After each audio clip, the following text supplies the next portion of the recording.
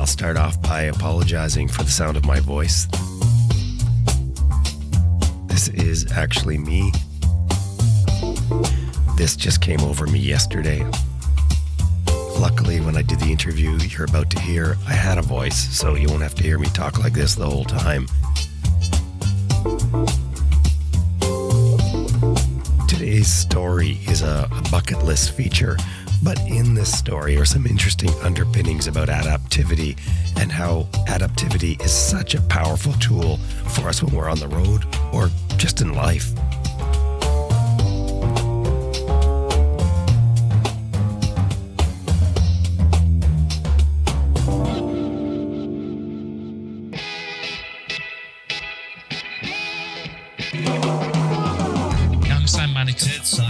Simon Pavey, Helge Pedersen, Charlie Borman, Chris Birch, Elizabeth Martin, Jocelyn Snow, Quentin Smote, and you're listening to Adventure Rider Radio.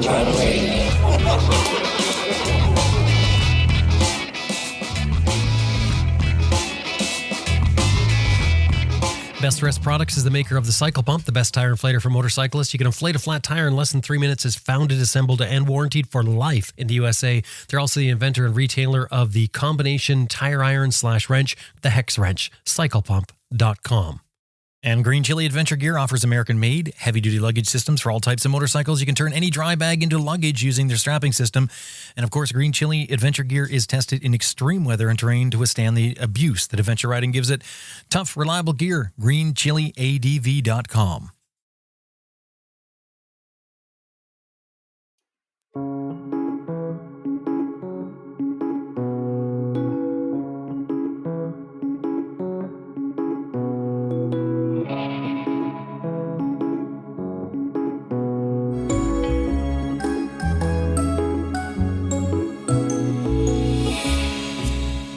Bucket List will be an ongoing series that will feature a destination through a rider's perspective, a rider's experience, because word of mouth is the best way to get to know riding a particular destination.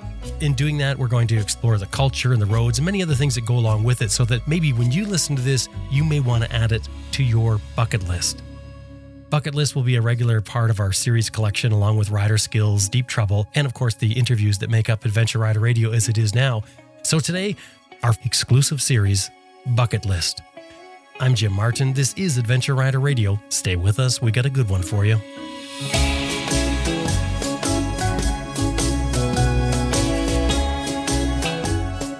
Okay, my name is Maria Schumacher. I'm from Germany, and I have become a travel writer. I used to be an accountant. I didn't like it, and so now I'm traveling and writing and taking photos. and I'm Aidan Walsh. I am from Ireland, and I travel with Maria. I work a little bit from the road as an architect, and mostly I hold the camera.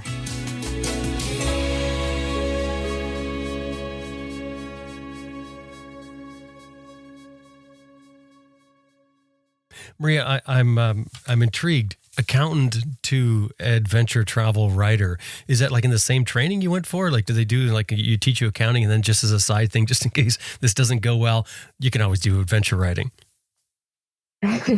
No, I guess I was sort of always the oddball accountant with the, the tattoos and the colorful hair. So no one quite believed me that I was an accountant anyway.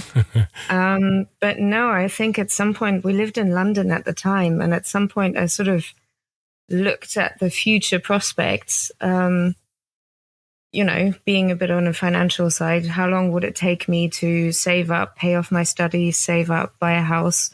And it was a rather depressing prospect.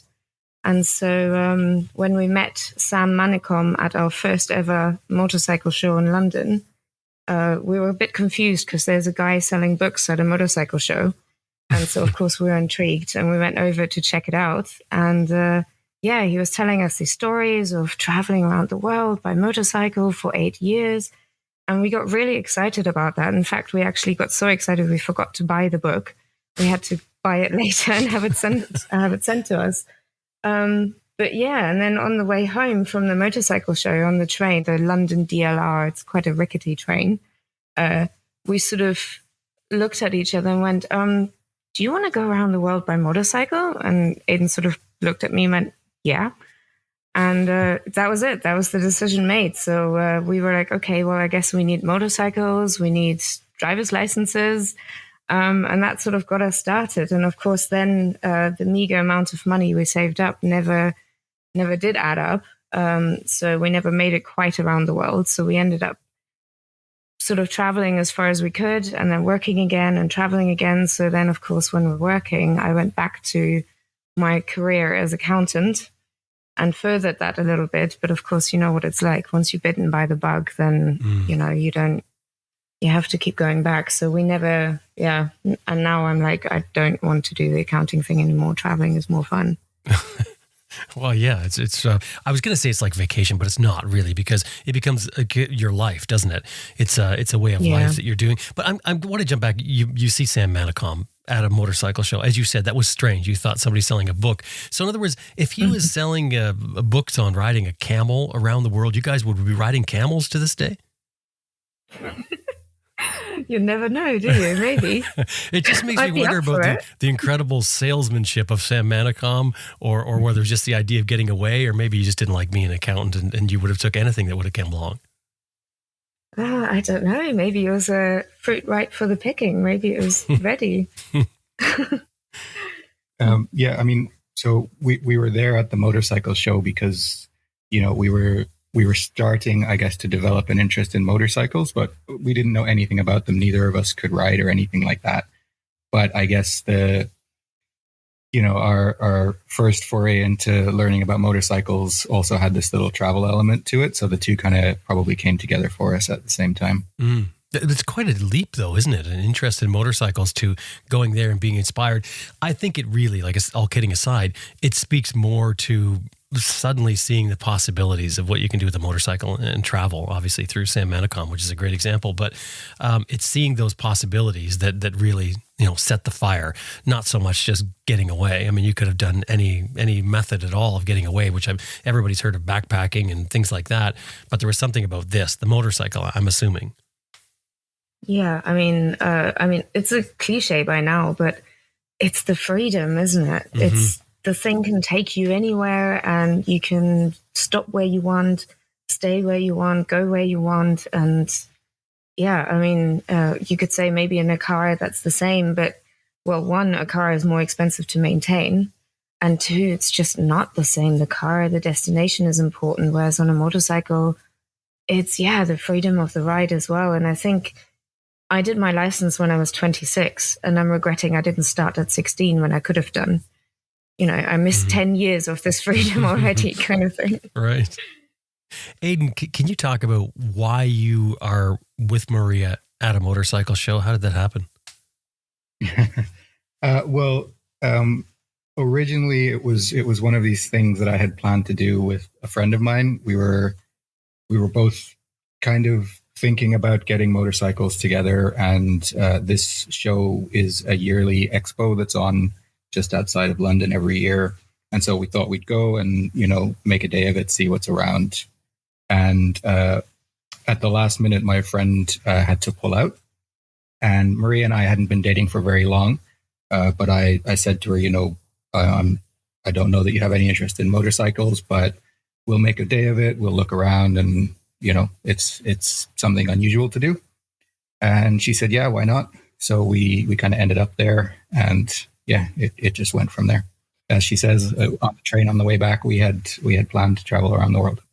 And not to mention, that was the Valentine's weekend. So I was only second choice for the Valentine's date. Well, it's motorcycles, right? He was going to a motorcycle show. I mean, you see where his priorities were. But the serendipity of that is incredible, isn't it? It makes you wonder, if you didn't go, if his friend had showed up, what would have happened? I mean, not that you could say, but it's just the serendipity of it all is just so incredible and syncs like fine machinery. Probably, yeah. I mean, I don't know. We would have found a way to the motorcycle travel one way or another, I think. Mm-hmm. It's just, once you see it, there's no turning back, at least not for us. Well, we're talking today about your travel in India, but to get to India. So you guys started out, you went after your dream. You were planning to ride around the world. You really ended up in India. And this is a story that we got from Sam Manicom's book, the Moment Collector's Asia, which you wrote for him. To get to end up going to India, you kind of did it because you were down and out, depressed, wasn't it? Pretty much, yeah. It was a really sad turn. I mean, obviously, we'd really looked forward to the Karakoram Highway and the Stans, and to find that the motorcycle just won't make it. We were very, very upset about that. Talk about that, the motorcycle. What happened? Like, what got you to that point where the motorcycle wouldn't make it? Well, I stupidly bought a motorcycle that had lived its former life next to the sea and possibly outside. So things were just, the reliable BMW wasn't so reliable. I had the only unreliable one, and things just kept breaking. And I think to an extent it was also lack of experience on our part.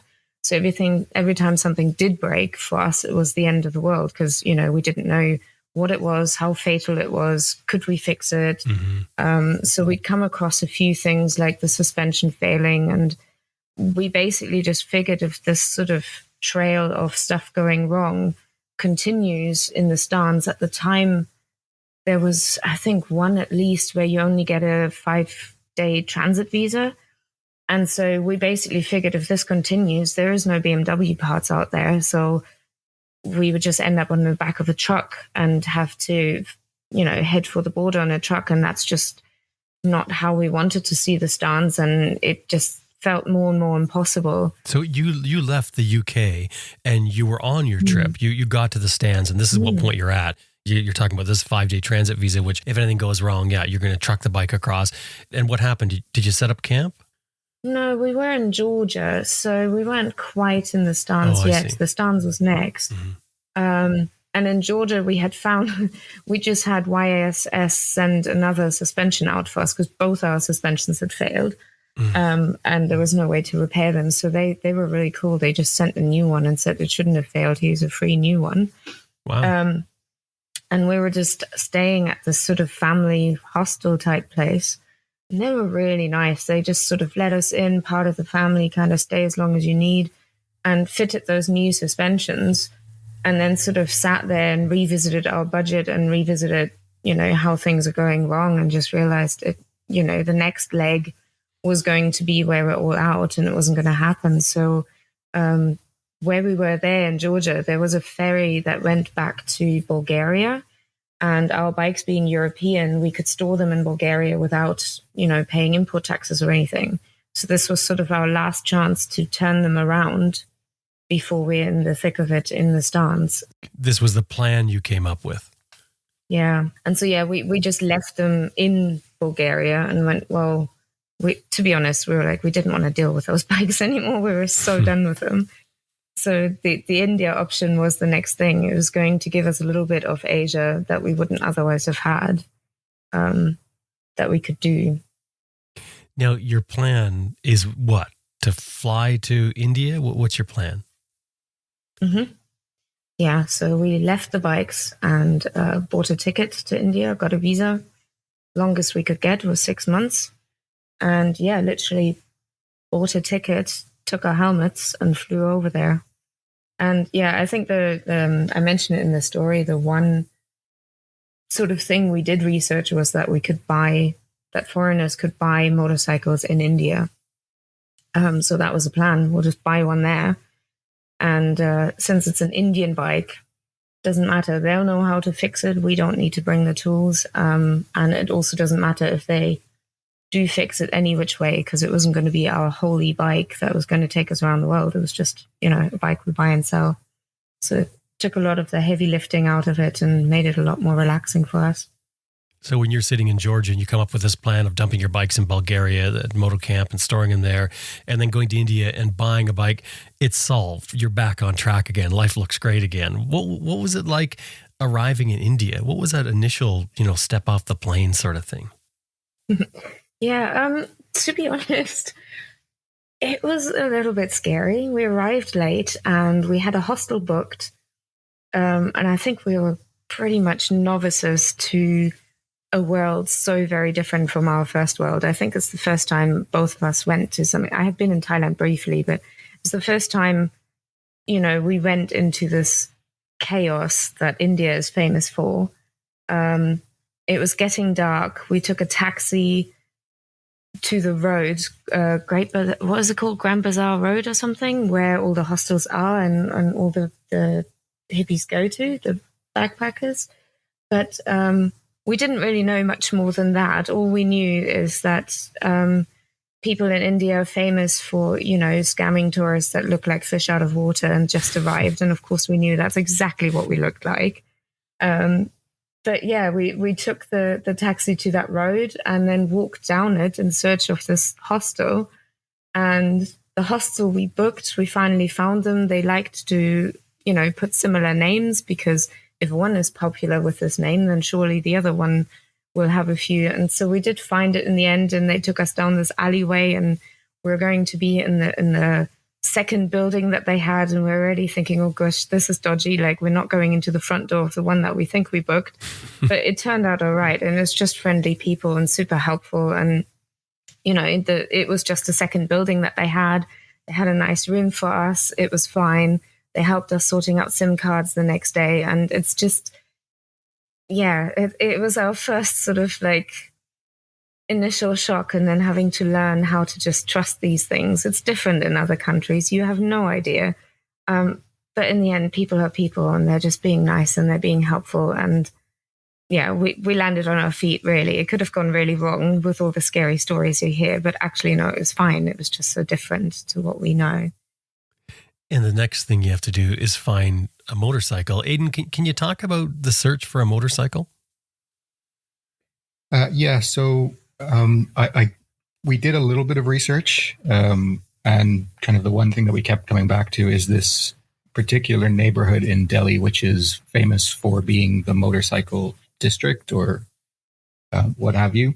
And it's basically a sort of 10 blocks square area of the city, which is just secondhand motorcycle sales, and then repairs, aftermarket, anything you could need, and it's all kind of crammed into this huge area.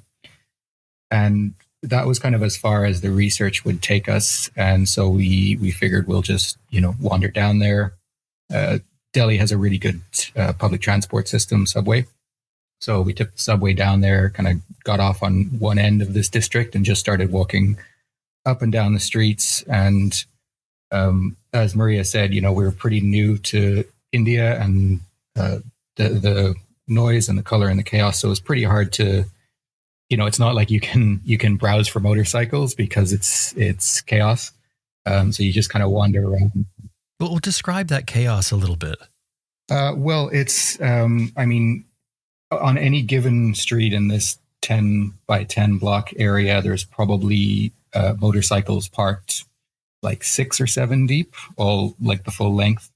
And some of them are for sale. Some of them somebody is trying to get a repair for, and some of them were probably abandoned there and haven't been touched in years. So in terms of trying to buy one, you kind of see something you like 3 or 4 bikes deep and wade in and stand by it looking lost, and somebody eventually will come and chat to you, I guess. Or at least that was our move. Right. Yeah, and the street that was left over, there was literally like this narrow path that everybody was test driving, brapping up and down, people milling about. And we knew what kind of bike we wanted. So we're just looking for that. And then it was like, some have puddles of oil underneath them, some have indicators hanging off them. They're just in all sort of states of disrepair, really. And just people everywhere, bikes everywhere. You sort of have to almost take it a square inch at a time to orient yourself. What bike were you after? So we were looking for Bajaj Pulsars. Again, we'd kind of done a little bit of research. We had decided that, Enfields are kind of the romantic ideal for riding around India. Mm-hmm. But they're kind of a specialist bike. Whenever you want them fixed, you have to go to an Enfield mechanic that you have to search out. and the parts are a little more expensive. And these were all things that we're trying to get away from by going to India and leaving our bikes behind. So we were looking for something that was a bit more of an everyday, like a worker's bike. And of those, there were 2 or 3 options in India. And we were looking for a Pulsar because it was the biggest CC bike you could get at the time, which was 220. So not huge, but we figured, we're taking a little bit of luggage and we don't want to be riding the bike at the upper end of their abilities too much. So a bigger bike would be a little better. So that made it a little bit easier. There was one bike in particular that we were looking for. So it was kind of weeding out the piles to looking for Pulsars and then picking the best Pulsar that we could find. What you said about the Royal Enfield, that is what I think most people would think that you're going to find as a ubiquitous motorcycle in India. So that's now changed. The Royal Enfield is more of like an elite thing. Is that what it is? Yeah, when we were there, if you had money, you had an Enfield, as far as the locals are concerned. These were the days before the Himalayan, so it was just, the big heavy iron horses. Yes, they were 500cc, but we did, because I was sort of lamenting that I couldn't ride one. So on my birthday later on, Aidan rented me one. And the things really don't speed up and then they don't slow down again, because at the time it was like drum brakes and big heavy iron horses, and they leak oil, and they look really beautiful. And yes, you can take them everywhere. But to be honest, I was really glad that we didn't have them on those mountain roads in the Himalayas, because it would have been hard to heave them around.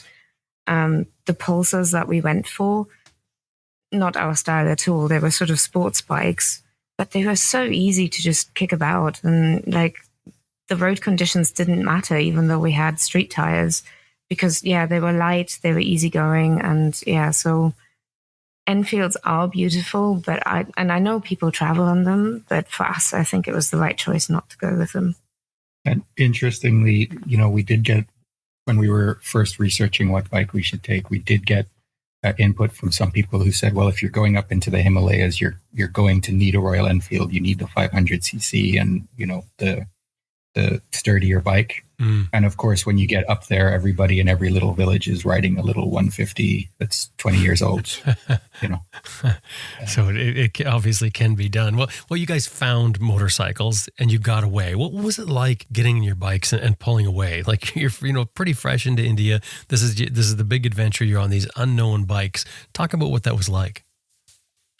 Well, it was dark, because when we first left the area with our new bikes, we only got a couple of kilometers down the road before we started having electrical problems and had to circle back. Luckily, we were in the motorcycle district, so we didn't have far to go. So we circled back to the guys that had sold them. And as Maria mentioned in the article, we knew going into buying the bikes that we weren't going to be able to match these guys for haggling. Not something we have any experience with. Mm-hmm. And the amounts we were haggling over, for us at the start of the trip, they were pretty small amounts. So we thought, let's push for getting all of the little repairs done to the bikes for us, in exchange for the full price. That kind of was a better deal for us, we thought. So when we left with the bikes and there were still some issues, and we came back to the guys, they were pretty happy to just say, okay, we'll sort those out for you. That was the deal. Mm-hmm. So they spent some time kind of trying to chase down an electrical problem, which is never very straightforward. And it took them a couple of hours to get the bike working properly. So by the time we actually left, it was well after dark. Mm. But we were pretty happy that everything was working. Yeah, and then the next day, we knew that when we're leaving Delhi, we're not ready for Delhi traffic. I mean, you can imagine, right? The biggest city there is, and just absolute chaos. So we decided to leave really early in the morning, which made the traffic manageable. But mostly it was, things like cows wandering around and that kind of stuff. But it was a baptism of fire, I think, to sort of drive in that. Luckily for us, I think because we completely just sort of almost gave up and gave in and just said, well, let's do it the way they do it. I think that's the way to go in the end, because, forget all the rules you ever learned about traffic and motorcycles and just do it the way they do it. And I think that's how you survive. Mm-hmm. So you're riding at night. How do you guys feel about riding at night? Usually never. Yeah. Literally only if it's an emergency, if we got stuck somewhere and we still have to find a safe place to stay. But or in this case, the repairs take too long and you've still got to get the thing to the hotel. But yeah, otherwise we absolutely avoid it. We have ended up in a couple of situations in India as well, funnily enough. And to be honest, there it's an even worse nightmare than you can imagine, because everyone has the brightest lights they can possibly put, so long as they're working. If they're not, they're riding in the dark. But yeah, it's just, as bright as possible, which means everything that does have a light on is absolutely blinding you. You can't see the potholes. You can't see anything anymore. Wow. And of course, they still drive as chaotic as they can. So you're not any safer just because they can see you. So yeah, our rule is not to, but in reality, it does happen occasionally. And then you just have to deal with it and try and be as safe as possible, I suppose. Get out of it as soon as you can. So what'd you do? You waited until the next day to leave? Yeah, we just brought them to the hotel. Mm-hmm. And what was it like leaving the next day? It was pretty strange. I think we had probably been in Delhi for maybe 4 or 5 days at that point, kind of getting the bikes ready or getting the bikes bought, getting insurance, and we were obviously keen to set off. So yeah, a lot of things to learn as we went, like Maria said, just how the traffic works and learning to give up the rules that about how traffic works and just go with the flow. And then, also, new food to try. Everything was new for us. Every experience that we were having as we went was new. And that kind of went on for the first few weeks. But it was great. Yeah, we were heading north. We had kind of not a destination, but we had a direction at least. And figuring it out as we went. Where were you headed? Yeah, so it was going to be the Himalayas, because that was going to be our replacement for missing the Karakoram highway. And there is a sort of loop up there where you go up into Manali, then up to Leh, and then back down round through Srinagar. It's going through the Ladakh region that a lot of people travel to. But we knew for us that we wouldn't be able to explore the Ladakh region. We were too far into winter. So we were just sort of aiming to do that loop and come back down through the Kashmiri region on the Pakistani side, well, on the Indian side, but the area where India and Pakistan can't agree whose is whose, and then come back down to Srinagar and into the Punjab. That was sort of the loop that we were going to try and do before everything closed up there.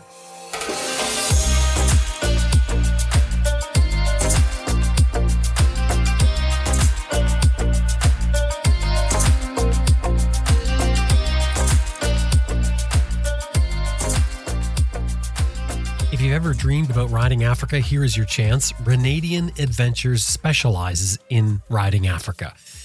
In fact, they've got a full-time crew in South Africa to help with logistics. They have a chase van as well, but this chase van is most likely unlike anything you've ever seen before. It carries supplies like you would expect. It also carries pillions in need of a break. But if a person wants to go with you to Africa to enjoy your experience, but doesn't like the idea of doing it on the back of your bike, well, for them, they can book a seat in the chase van. That way they get to enjoy Victoria Falls, they go on safari, they stay in luxury lodges, all from the comfort of a custom-built 12-seater van with like large windows, air conditioning, a fridge and freezer. Just an incredible way to experience with Africa for the non-rider, non-pillion, and they get to go with you. Renee Cormier, the founder of Renadian Adventures, says that their Africa trips are the most vacation-y style trips that they offer, and that even for riders with little or maybe no experience in international touring, they will find Africa a great starting destination. Now, Renadian Adventures also runs trips in Canada, Scotland, New Zealand, South America, and Mongolia. Drop by their website and check out these amazing adventures all around the world. Renadian.com is the website. Anytime you're dealing with them, throw in there that you heard them here on Adventure Rider Radio. Renadian.com. If you want to add to your skill level, particularly when you're riding off-road, look at IMS Products foot pegs. IMS has a full line of adventure motorcycle foot pegs that will actually change your ride. They did it for me. By putting those pegs on, the connection, the leverage, the handling, the enhanced ability that I have was markedly different. It's just an incredible payoff. IMSproducts.com is the website. Anytime you're dealing with them, throw in there that you heard them here on Adventure Rider Radio. IMSproducts.com. Now, here's a device for you. You want to change your ride? What could possibly make riding the open road better than being on your motorcycle? I'll tell you what, the Atlas Throttle Lock. The Atlas Throttle Lock is the brainchild of Heidi and David Winters, really from an experience that they had where they needed a throttle lock and couldn't find one while they were riding around the world, 2 up on a KTM. Well, the Atlas Throttle Lock is a thing of beauty, for sure. It's a wonderfully crafted device that mounts on your handlebars in a couple of minutes and works so well, it feels like it came from the factory. No, probably even better than that. It's got 2 buttons on it, one for engage, one for disengage. These buttons provide a tactile feedback, so you don't have to look at them to see what you're doing. You press engage, and instantly you can relax your hand while the throttle lock holds your position. And if you need more throttle, you just roll on or roll off. No need to disengage. It just rotates and holds the new position. And I find the Atlas Throttle Lock to be a game changer in comfort and in safety, because not only does it make riding the open road more comfortable, but when it's engaged, it releases the tension from my hand, my wrist, and even my upper shoulder. And really, it's when you get the Atlas Throttle Lock that you actually feel it. When you get to release that tension on your hand, it's amazing how much is held in there. They have a really incredible product here. AtlasThrottleLock.com is the website. Anytime you're dealing with them, throw in there that you heard them here on Adventure Rider Radio. AtlasThrottleLock.com. And you were pushing the limits, I guess, as far as weather goes. Like you're trying to get in a window of weather where you can make it through even this mountainous area? Pretty much. We didn't know for sure. I think we're still very European. We made the mistake trying to cross the Alps, thinking, in March it's going to be spring going summer up there, and basically found snow and skiers. Right. So in the same way, we were pretty unsure about the seasons in the Himalayas. All we knew was that, well, it was October, so winter must be coming soon. And the rest we just sort of found out from people when we're up there. The closer we're getting, we're like, okay, well, are the passes still open? And the truck drivers who came from there were like, yep, it's still open, you can go. So we sort of did that. But yeah, we got pretty lucky that it was a late winter. We could easily have just been turned back by heavy snowfall at any point, but luckily everything held out for us. So just describe the area that you're about to ride into. What does it look like? Gosh, well, leaving Delhi, it was all flat lands and rice fields, a lot of smoke in the air. Then you get into the first mountains, which are pretty sharp and rocky, a lot of, lush dark green grass and trees, farms. The roads became gravel and just, snaking itself up along the mountainside. And then once you're sort of in Manali, that's where the trees get smaller. The winter comes sooner. And basically beyond that, you go up these Gata loops, which are famous because I can't remember the number exactly, but there's lots of loops. And then you get into the real sort of rocky desert. There is no more, very few grass, very little grows. Interestingly, the main food that everyone has up there, the dal fry, which is that sort of lentil soup, I suppose. What is it? Say that again. The dal fry, which is a sort of lentil dish. Mm-hmm. And that stops having tomatoes and fresh coriander in it because it just doesn't grow up there anymore. And yeah, it's beautiful rocky desert, empty, nothing there. sharp rocks, sand dunes, what have you. It changes as you go. And is that what you were looking for? Like you knew that you were going to see this? This was something that was the point of the ride? Yes, absolutely. I mean, if you look at the pictures, we did look at the pictures of the Karakoram Highway of Tajikistan, what other riders had seen. And so that's the kind of thing, the exact thing that we wanted. For us, the fact that it's empty, that nobody's there, that it's harsh nature, like we love it. I think for me, I'm a mountain person over the beach. Mm-hmm. How about you, Aidan? Yeah, the same. I mean, where we are right now, just having come up from Ushuaia, I think we're still always looking for those kind of landscapes, something that feels a little bit untamed. Mm-hmm. And that was probably our first experience with it, and still one of the best. I mean, the Himalayas are really stunning to be right up there in the middle of.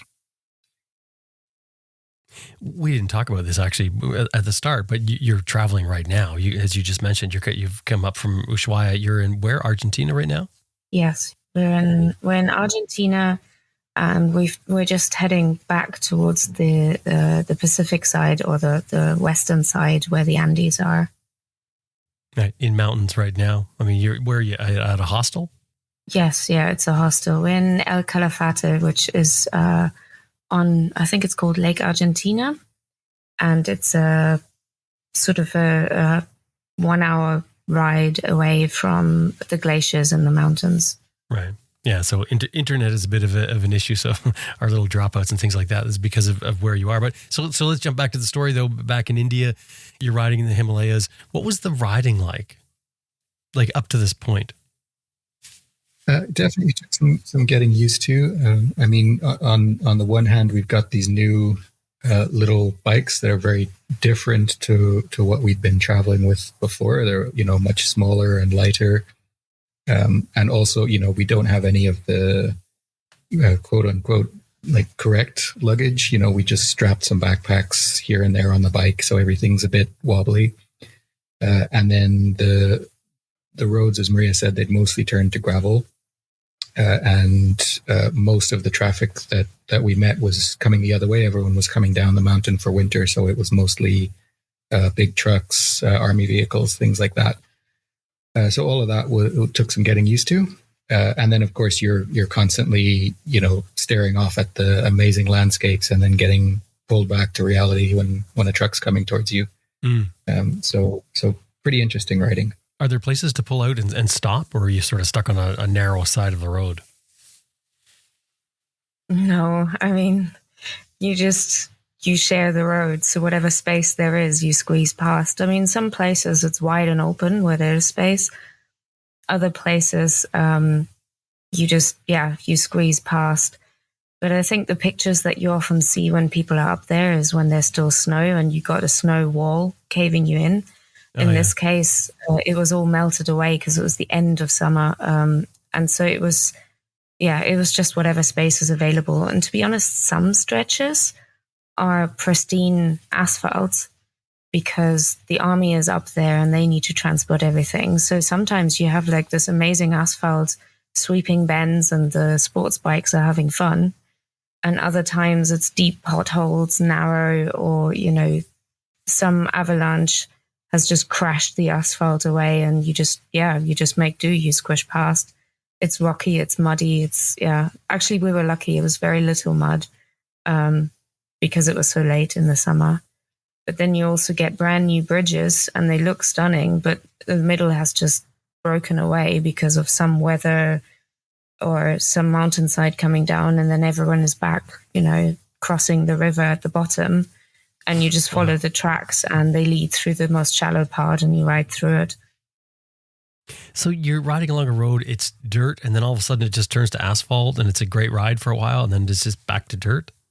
Pretty much, yeah. I've learned not to celebrate too much when there's pristine asphalt and to just enjoy it and expect it to end at any time. Right. You had some sort of connection with the motor with a vehicle at one point. Where did that happen? Oh yeah, on the way down. That was it was already getting warmer again. The greener grasses were back, and basically, it's actually really scary when you're riding with two people, but one person is behind, and in this case, it's me. And I just watched. I couldn't do anything. There's nothing I could do except watch as literally this truck comes around the corner and heads straight for Aidan on Aidan's side. Luckily, the trucks, they're so overloaded. It was doing something slow, like, I don't know, 5 miles an hour or something. And they literally just came to a stop, Aidan's front tire kissing the truck kind of thing. And where Aidan was, he could obviously see, but the truck driver couldn't see Aidan anymore. And his face was just pale and ashen. He thought he'd run Aidan over. But luckily for me, from where I was standing, I could see that wasn't the case. So yeah, Aidan, describe how it felt for you. Well, yeah, it all, I obviously didn't see it happen. And it even though it was slow speed, it all happened pretty quickly. So the kind of first thing I was aware of was I'm backing my motorcycle away from this truck and trying to squeeze my way around it. But yeah, I feel for the guy. He was apparently pretty worried for a little while. It was just head on. So Aidan, the trucks they just come around the corner on either side of the road, if there is a side of the road, if it's wide enough. And it just came around the corner and literally just didn't see Aidan until it was too late. I think at this stage in our trip in India, we were still figuring out how to ride Indian roads. And so, for example, if the surface was pretty good and it was, twisty mountain roads, I would have been doing what I would do anywhere else in the world, which is, use all of my lane and have a little bit of fun. Right. And it took a little while before we realized that, the lanes aren't really divided up like that in reality.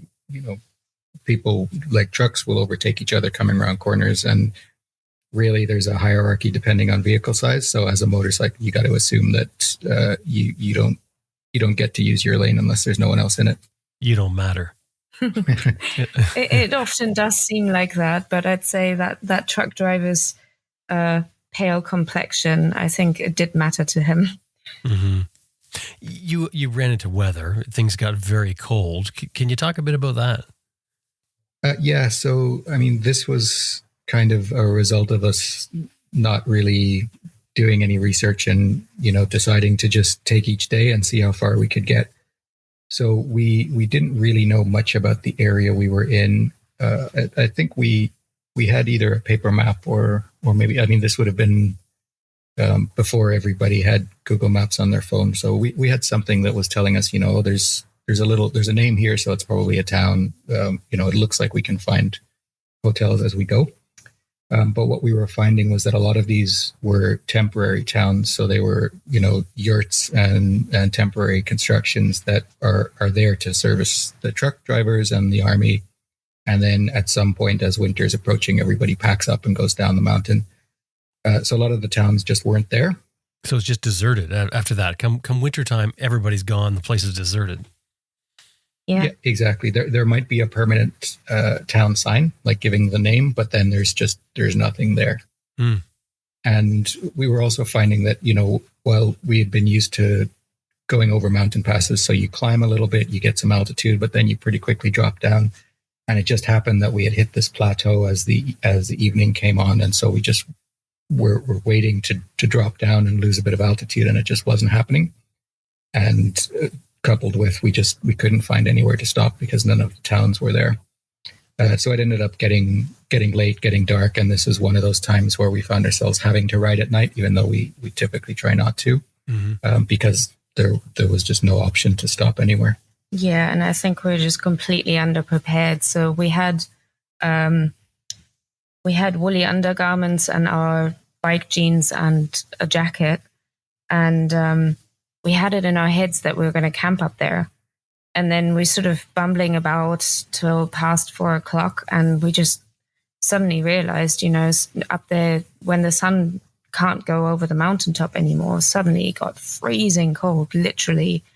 The little puddles on the road were freezing over, and we just weren't ready for that. So that's when we realized, no, we do need to find a town. We can't camp. We would actually literally freeze to death.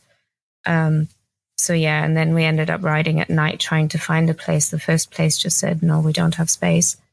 And then we're aiming for this dot on the map it's called Pang. And we were just gunning for it, but it got dark. We couldn't see with the motorcycles. There's actually a section of road that had dropped away, and there was sort of loose, sharp stones that you could go across almost like a little bridge. And at the time, Aidan crossed it, and then it was my turn, and there was a truck coming up behind me, and we had to go slow at that stage because it was completely dark. We couldn't see. And I just freaked out because the truck was just going to come for me. I'm the smaller vehicle. Mm-hmm. And then I remember just sort of looking up at this truck, and there was another upturned truck that we're trying to get around as well. And I sort of turned around and looked up, and I was just freaking out. But the guy was really nice. He just stopped, and then I could use the lights from his truck to cross this path and get out of there. So I think up there, the rules change as well. It's sort of more camaraderie, and everybody looks out for everybody. Mm-hmm. The tougher it gets, the more people look out for each other, I'd say. So where did you end up staying? Pang was still there, so we were really lucky. We did eventually make it there, and we were so freezing. I was frozen stiff. I actually fell off my bike. Wow, you're that cold you couldn't even step off. Yeah, no, I just fell over when I tried. Wow. But yeah, and then we sort of at the edge of the town, this woman came running out at us and going, welcome, welcome, in English, arms wide open, ushering us inside. And we literally left everything on the bikes, all the valuables, everything. We were so cold. When the freezing cold has just gone into your bones and can't feel your hands and feet. And she ushered us inside, and basically she had these little gas stoves that she was cooking on, and she put us on a bench and put the gas stove in full flame blasting at our feet to warm up on, and then she made us a hot tea on the other one. She basically rescued us. If we hadn't found that place, we would have had to, I don't know, just keep riding because we wouldn't have been able to go to sleep. Like, it would have been too cold. We would have had to keep moving, I think. And this is a temporary setup that she has. Mm-hmm. Yeah, I think she said in 5 days' time the whole town was still there, like a temporary yacht town, I suppose. But yeah, she said we were lucky, and in 5 days' time they're all packing up and leaving. So like Aidan said, there is a dot on the map and it's marked, but they're not necessarily there. And you stayed there the night? Yeah, she had 2 yurts that were connected. The front one with a few bunk beds and her kitchen set up. And then the back one, which was all covered in mattresses and rolled up blankets and stuff. We didn't realize it at the time. I think we sort of realized overnight. She was basically a place where truckers stopped. So she sort of tucked us in, and we literally crawled into our sleeping bag and all our clothes into the sleeping bags, blankets over us, and we're still freezing. And then she came in to sort of say, oh, I'm so sorry, I can't switch off the lights yet because all the lights are on one switch and I need it at the front. And she saw that we were completely freezing and shivering. So she grabbed a few more blankets and tucked us in, which was really sweet. And then, overnight we sort of heard other truckers arrive. And normally I think they would have all slept in the back there. But I think she wanted to give us our privacy. So she put them all up on the sort of bunk beds in the front, where they also had the stoves, I suppose, to keep warm, just so we could stay there by ourselves. And yeah, when we woke up the next morning, my water bottle was sort of in the outer blankets and it was frozen solid. That's how cold it was. Wow. It sounds like there's quite a change from, you talked about when you're shopping for your motorcycle and the way that people acted towards one another, I guess. More aggressive, more worried about making a buck. And then it seems like as you go into the mountains, there's like a cultural shift there. Yeah, I think we found that on our travels everywhere. In places where things are easy, everyone can focus on themselves. But in places where survival gets tough, people just look out for each other. Suddenly it doesn't matter who you are. It's just you're human and people start looking out for you. That's sort of, like we found people share whatever little they've got, especially in those places. People make sure you're warm, make sure you have water, make sure you have food. It's just, I suppose that's the only way you survive in those places, really. That really says something great about the human race, doesn't it? I mean, we've got so much we can look at and be disappointed in ourselves about as a collective society, but a statement like that really says something. Yeah, I think when things get tough, the only thing that counts is literally that you're human. Like all the differences fall away and people just care about each other. It sounds like, and I know there's a lot more to this story. It sounds like there was a lot of struggle. There's a lot of, well, you could say adventure for sure, because it certainly made a great story that you wrote about just this one part of your journey.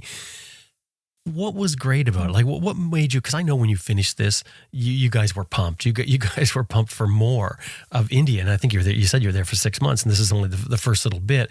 What is it about something that, or your experience in this case? It was cold. You're freezing. You're worried about riding at night, and you're forced to deal with these trucks. What was so great about it? What was it that really took you guys and gave you the enthusiasm to stay and explore more of India?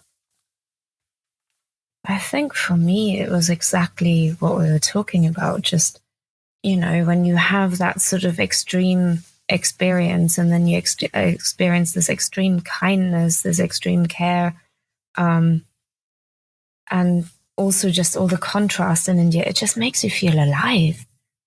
Compare that to sitting at my desk job as an accountant. I mean, it's a super easy choice for me. I don't know about you, Aidan. Yeah, for sure that, and then also the fact that in between these struggles, we were in the Himalayas. Sometimes nobody else around for probably hundreds of miles, and just this amazing landscape to ride through. So that definitely bumps you up as well. Mm-hmm. Overall, because you spent much more time in India, what are the roads like? What did you experience as far as like from a motorcyclist perspective? Oh my goodness, they vary. Obviously, there is a lot of really damaged stuff where you almost wish there wasn't any tarmac because gravel would be easier. But then there's pristine stuff. And then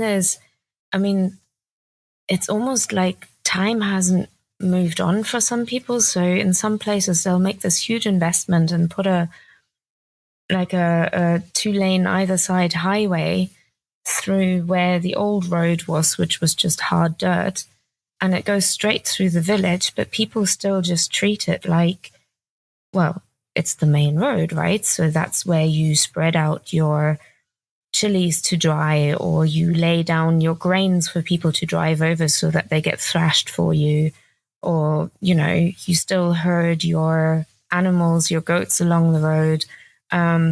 So even though it's this pristine highway, you can't drive as fast as you would because it's still just the center of the village and life happens on the road.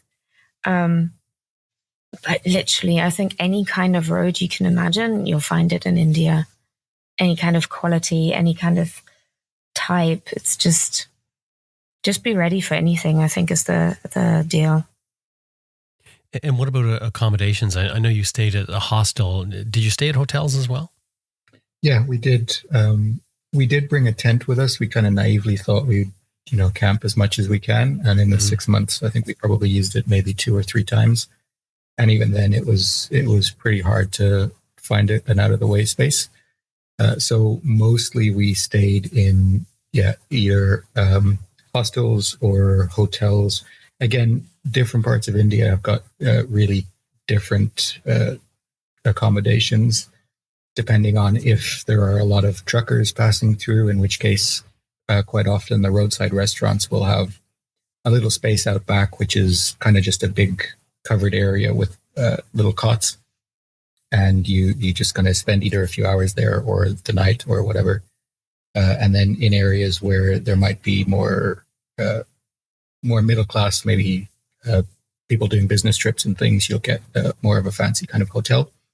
So it really varies all over the country, and we just kind of took whatever was available. But it was always easy to negotiate. No problem to go in and understand, to get through language barriers, or most people speaking English. Well, it's actually interesting. In the northern parts of India, Hindi is the common language, because you know how India has dozens and dozens of languages. Mm-hmm.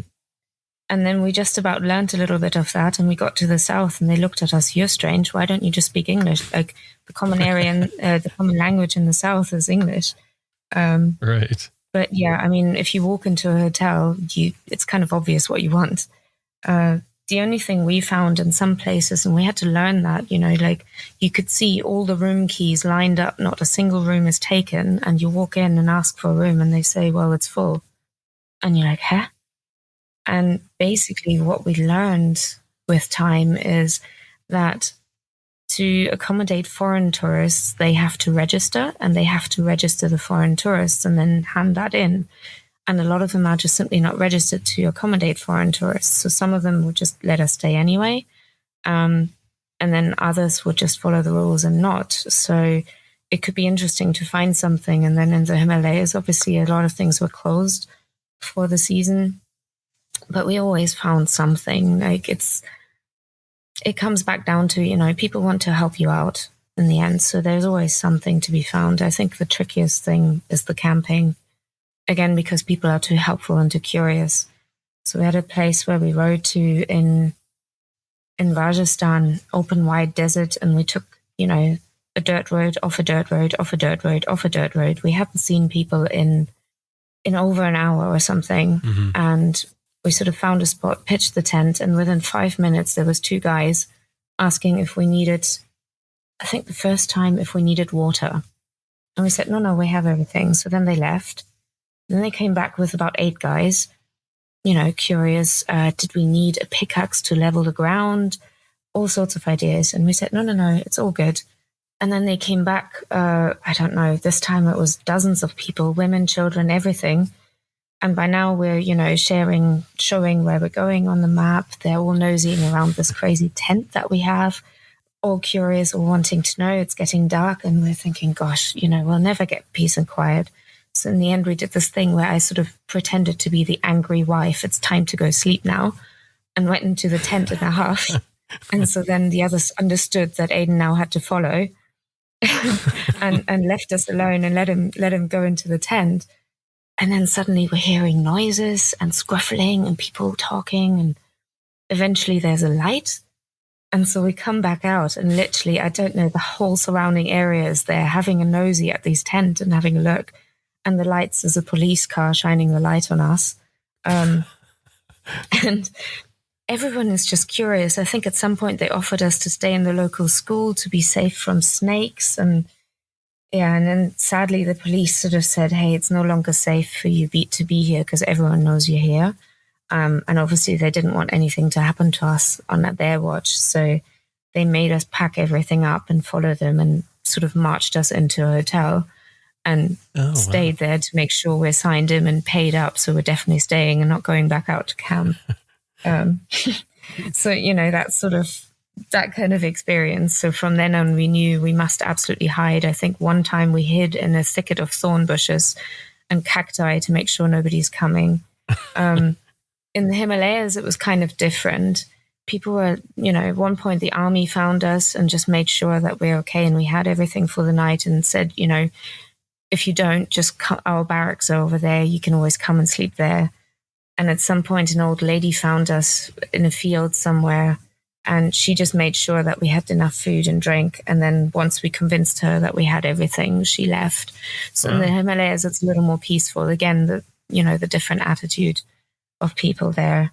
But yeah, I don't know. I've read stories of people camping in India, and I don't know how they did it because we hardly ever got away with it. It sounds interesting to try. So what about things to be aware of? Were there things that you had to be careful of? I suppose there's always the thing that everyone talks about, the various cons that they have, the various tricks to get a bit of money out of you. and you can read up about them, and you 8 out of 10 you can maybe avoid. But there's funny things. You know how my petrol tank, I don't know, has a capacity of 9 liters, and somehow they've managed to fit 12 in and ask to pay for 12. Right.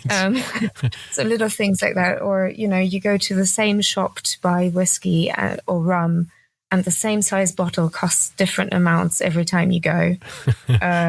Or, you hand over the money, they take it below the counter, and then they hand you back half the amount and say you haven't given them enough. So there's lots of little tricks like that. Right.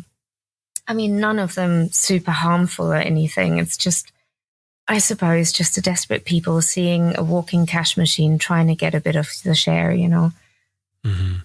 Yeah, I mean, really, I think we've read about more of those things than we've experienced them. They definitely, I'm sure they do happen. But I think, I mean, we've met and spoken to a few people who really didn't like being in India. And I think the common thing was that, and we mentioned it a little bit before, but I think really to get on there, you just have to go with the flow. Like anytime you start trying to swim against the current because, you're doing things that seem more intuitive to you or the way you're used to doing things, it's just never going to work. And so the trick to getting on there is just to go with it. Mm-hmm. And then it tends to be great. Yeah. We've had hundreds of experiences that are wonderful and people were helpful. We broke down a few times and that kind of thing. And then you get one experience that isn't so great. And then you tell it to somebody you speak to there and they're like, oh my gosh, I'm ashamed for my country. So really it's like Aidan says, you go with the flow, go enjoy it. If anything, it can be exhausting because it's so extreme all the time.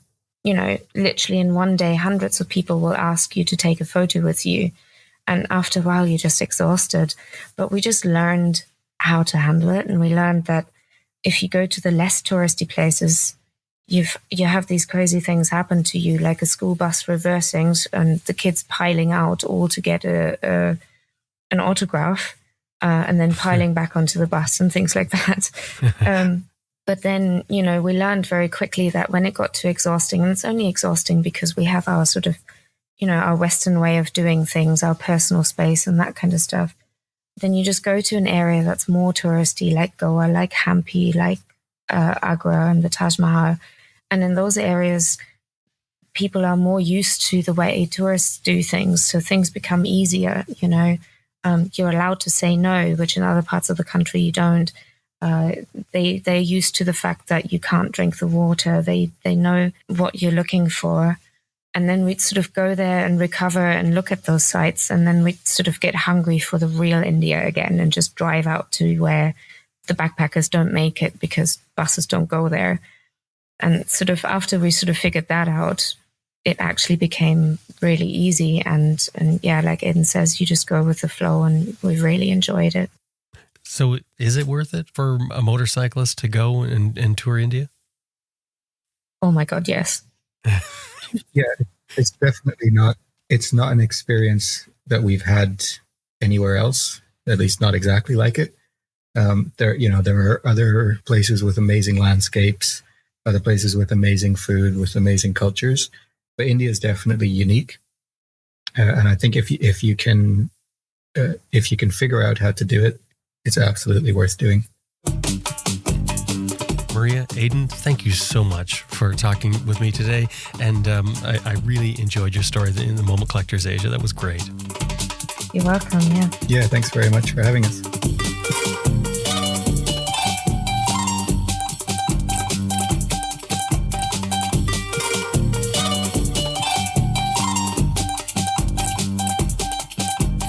Schumacher and Aidan Walsh call themselves Cottywomblers.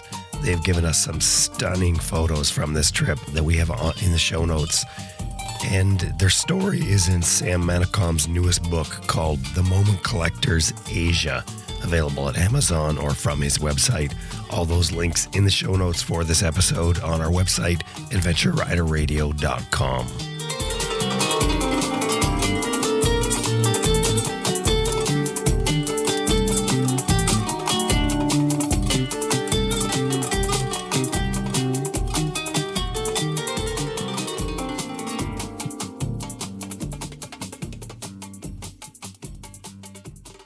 Hey, I just want to remind you that this episode has been brought to you by Green Chili Adventure Gear, greenchiliadv.com, Motobreeze Chain Oiler at motobreeze.com, and Best Rest Products at cyclepump.com. And we'd really appreciate it if anytime you're dealing with these companies, anytime email or otherwise, let them know you heard them here on Adventure Rider Radio.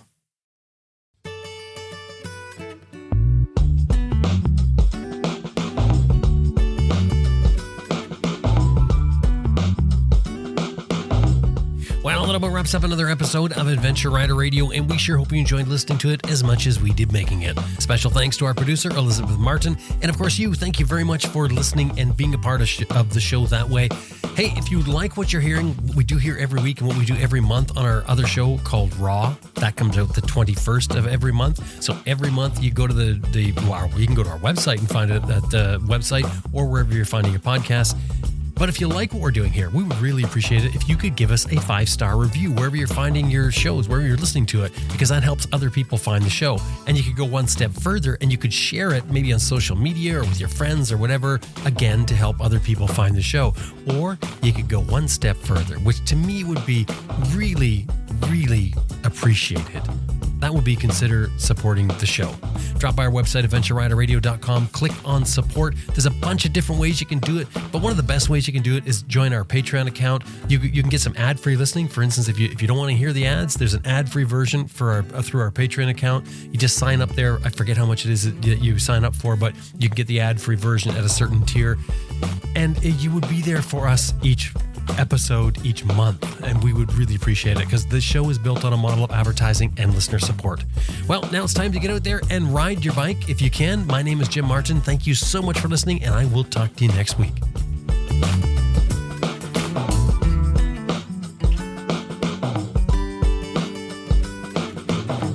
Hi everybody, this is ADV woman Pat Jakes, and you're listening to Adventure Rider Radio.